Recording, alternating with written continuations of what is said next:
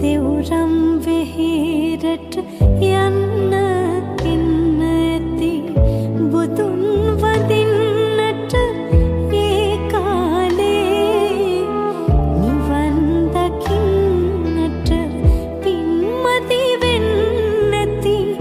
ඒකයි තවමත් සංසාරේ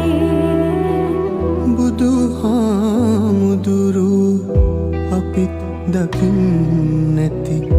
බනත් අහන්නැති ඒ කාලේ නිවන් දකින්නට පින්මති වෙන්නැති ඒකයි තවමත් සංසාරේ නිවන් දකින්නට පින්මති වෙන්නැති ඒකයි තවමත්